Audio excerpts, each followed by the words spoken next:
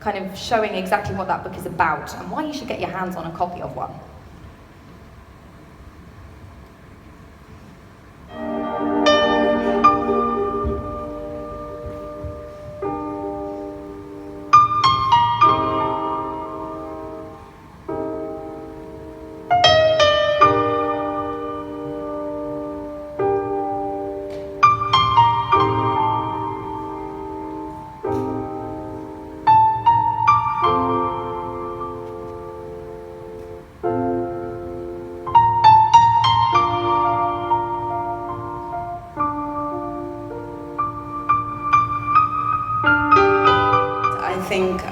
For a 500-page book, I could only do it justice when I actually showed you what it was about, because I wanted everybody to know that this book is more than just recipes and a cookbook. It's a book about Palestinian cuisine, a cuisine that is not very well known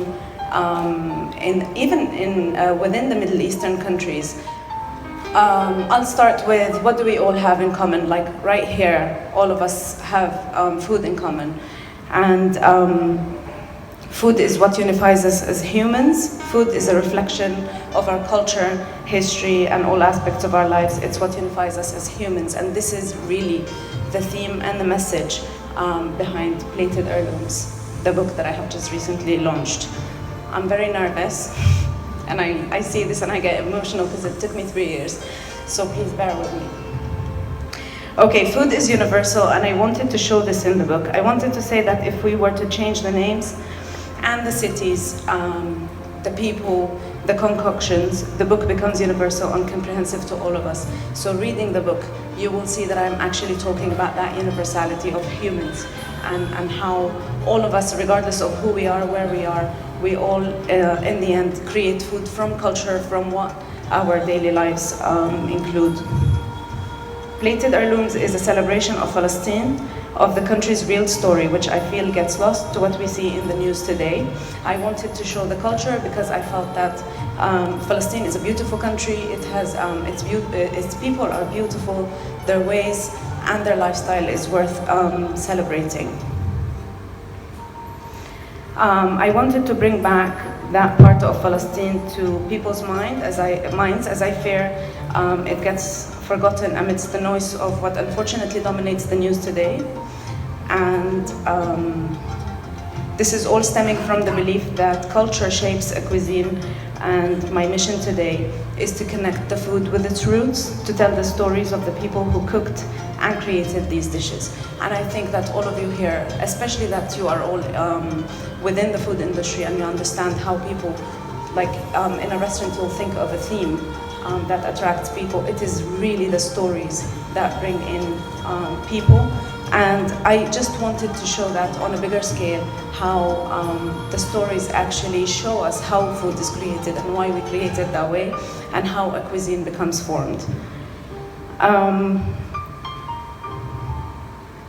So I want to tell the stories of the people who created the dishes that we know, and more than reinventing the wheel, I wish to evolve the same rooted recipes into their new form today, as in that I believe is the continuity of the story. I have written a book about very old-fashioned Palestinian cuisine that covers recipes that are forgotten, recipes just about going in that way. I'm talking about ancient techniques, from pickling to jamming to bread making, things that actually are the base of food as we know it everywhere. And I know that the focus these days is more on how we can change these recipes and how we can serve contemporary recipes. But I thought that before we can move on, we have to really understand what we have at hand, and that's where I went with this one. I wanted to, in a way, categorize a cuisine that hasn't been categorized before, and make it easier for future research and for anybody who wants to actually elevate and modernize to have a base to go from.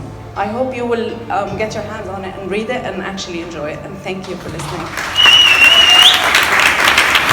Working with Dima Al-Sharif for 1.5 years, what I want you to know is the most fantastic and comprehensive book I have ever seen in my life. I've been a media and publishing man for 28 years. in all this time, I've never met somebody of the experience and the status and the incredible encyclopedic knowledge that Dima Al-Sharif has. Dima, I want to say that it was a pleasure and an extraordinary education working with you. I hope everybody realizes the incredible grit and work you put into this magnificent book. Thank you, Paul. It's absolutely true.